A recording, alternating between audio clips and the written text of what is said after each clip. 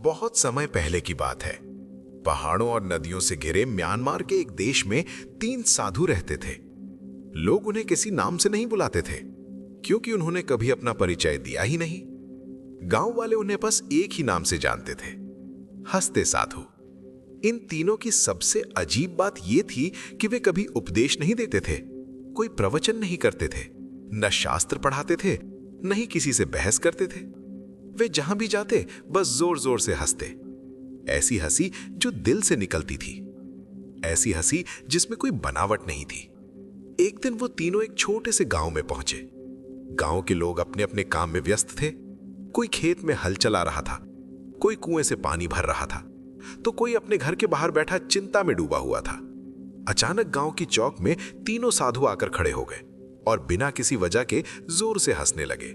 पहले तो लोगों को लगा ये पागल हैं।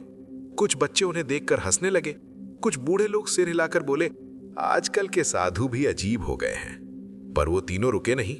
उनकी हंसी में एक अजीब सी मिठास थी। धीरे धीरे जो लोग पास खड़े थे वे भी मुस्कुराने लगे। फिर हंसी फैलती गई, जैसे तालाब में फेंका गया पत्थर लहरें बनाता है। कुछ ही देर में पूरा चौक हंसी से गूंज उठा। गांव के सरपंच ने उनसे पूछा, आप लोग कौन हैं, क्या सिखाते हैं? तीनों ने एक दूसरे की तरफ देखा और फिर पहले से भी ज्यादा जोर से हंसने लगे। उस दिन गांव में एक अजीब हल्कापन था। लोग शाम को अपने घर लौटे तो उन्हें लगा कि उनकी चिंताएं थोड़ी कम हो गई हैं। तीनों साधु एक गांव से दूसरे गांव जाते। वो कभी रात को किसी पेड़ के नीचे सो जाते, कभी किसी मंदिर के बाहर। लोग उन्हें खाना दे देते और वे धन्यवाद में भी हंसते। धीरे धीरे उनकी चर्चा दूर दूर तक फैलने लगी। लोग कहते, 3 साधु हैं जो बिना बोले सब सिखा जाते हैं। एक बार वो एक ऐसे नगर पहुंचे जहां लोग बहुत व्यस्त रहते थे। वहां व्यापार, दौलत और प्रतिष्ठा की दौड़ लगी रहती थी। हर चेहरा गंभीर था। जब साधु वहां पहुंचे और हंसना शुरू किया तो लोगों ने नाराज होकर कहा, यह मजाक की जगह नहीं है, हमें काम करना है। पर वो तीनों रुके नहीं, वो और जोर से हंसे। उनकी हंसी में उपहास नहीं था, वो आमंत्रण थी, जैसे कह रहे हो, जरा रुक जाओ, सांस लो, जीवन को महसूस करो। एक छोटा बच्चा सबसे पहले उनके पास आया और हंसने लगा। फिर उसकी मां भी मुस्कुराई। धीरे धीरे कुछ व्यापारी भी हंस पड़े।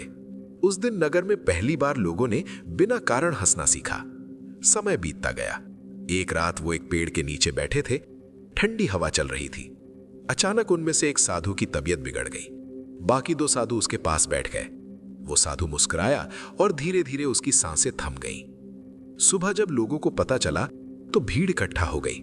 सबको लगा आज पहली बार वे दोनों साधु रोएंगे, पर हुआ इसके विपरीत। दोनों साधु जोर जोर से हंसने लगे। लोग चौंक गए। कुछ ने गुस्से में कहा, कैसे निर्दयी हो तुम, तुम्हारा साथी मर गया और तुम हंस रहे हो। तभी उनमें से एक साधु ने शांत स्वर में कहा, हम इसलिए हंस रहे हैं क्योंकि उसने जीवन की बाजी जीत ली। हम तीनों में शर्त लगी थी, जो पहले जाएगा वो जीत जाएगा। आज वो जीत गया। दूसरे साधु ने कहा, उसने जीवन को पूरी तरह जिया, हर पल हंसा, अब वो मृत्यु में भी मुस्कुरा रहा होगा। लोगों की आंखों में आंसू थे, पर उन आंसुओं में भी हल्की मुस्कान थी। जब उसका दाह संस्कार किया जाने लगा, जैसे ही चिता को अग्नि दी गई, अचानक पटाखों की आवाज आने लगी। लोगों ने देखा उसने अपने कपड़ों में छोटे छोटे पटाखे छिपा रखे थे। दोनों साधु ठहाका लगाकर हंस पड़े।